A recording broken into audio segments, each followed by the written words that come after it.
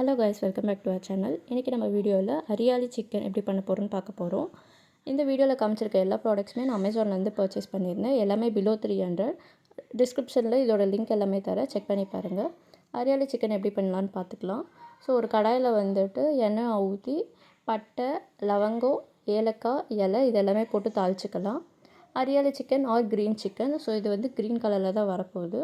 So எண்ணெய் சூடானோடனே நான் சொன்ன இலை, பட்டை, கிராம்பு, ஏலக்காய் இது எல்லாமே ஆட் பண்ணிக்கலாம். அதுக்கப்புறமா வந்து 1/2 கிலோ சிக்கன் எடுத்துருக்கோம் இன்றைக்கி. ஸோ அதுக்கு வந்து நாங்கள் 2 பெரிய சைஸ் வெங்காயத்தை பொடி பொடியாக நறுக்கியிருக்கோம். சிக்கனோட அளவு பொறுத்து வெங்காயம் வந்து கவுண்ட் ஏறலாம் இல்லை இறங்கலாம். அது வந்து நம்ம கிரேவி கவுண்ட் பொறுத்து தான். கிரேவி நிறைய வேணும் அப்படின்னா ஆனியன்ஸ் நிறையா ஆட் பண்ணிக்கலாம். ஸோ ஆனியனை வந்து நல்லா வதக்கிக்கலாம். வதக்கிட்டு அந்த ஆனியன் அப்போ தான் வதங்கிட்ட அப்புறமா சிக்கனை ஆட் பண்ணிக்கலாம். சிக்கன் வந்து க்ளீன் பண்ணி மஞ்சத்தூள் போட்டு வச்சுக்கலாம். இல்லை வெறும் க்ளீன் பண்ணிவிட்டு அப்படியே கொஞ்சம் வாஷ் மட்டும் நல்லா வாஷ் பண்ணிட்டா போதும். ஏன்னா வந்து எப்படியும் நம்ம வந்து டிஷ்லேயும் வந்து மஞ்சத்தூள் ஆட் பண்ண தான் போகிறோம். அதுக்கப்புறம் 2 பச்சை மிளகாவை பாதி பாதியாக புட்டு இப்படி போட்டு ஆட் பண்ணிக்கலாம். ஆட் பண்ண அப்புறமா இஞ்சி பூண்டு பேஸ்ட் 2 ஸ்பூன்,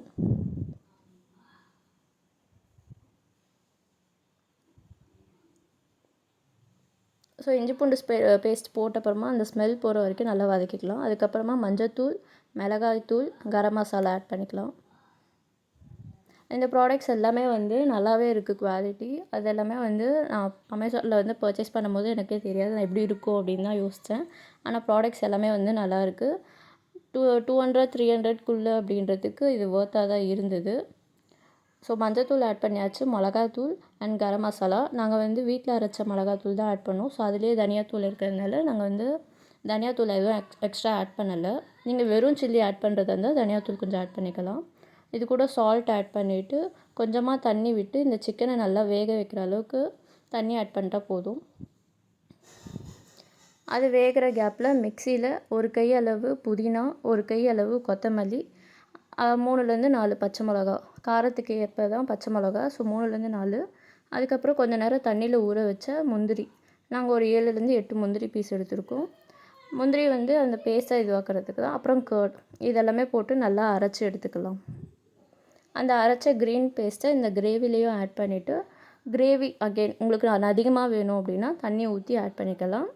இது எல்லாமே நிறைய தண்ணி ஆட் பண்ணதுனால கொஞ்சம் சால்ட் எக்ஸ்ட்ராவாக ஆட் பண்ணிவிட்டு அதை க்ளோஸ் பண்ணி வச்சுட்டு நல்லா இன்னும் சிக்கன் வேகிற அளவுக்கு இது பண்ணிக்கோங்க. சிக்கன்லாம் நல்லா வெந்துச்சு அப்படின்னா ஒரு 5 to 10 மினிட்ஸ் கழித்து பெப்பர் ஆட் பண்ணிக்கலாம். இது வந்து கசூரி மெத்தி.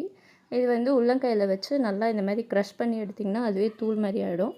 கசூரி மெத்தியும் பெப்பரும் ஆட் பண்ண அப்புறமா நல்லா கிரேவியை வந்து கலரி விட்டுட்டு 2 மினிட்ஸ் கழித்து அதை ஆஃப் பண்ணிடலாம். அதுக்கு வந்து சிக்கன் வெந்துடுச்சான்னு மட்டும் பார்த்துக்கோங்க. சிக்கன் வெந்துடுச்சு அப்படின்னா 2 மினிட்ஸ் கழித்து அதை ஆஃப் பண்ணிட்டா போதும்.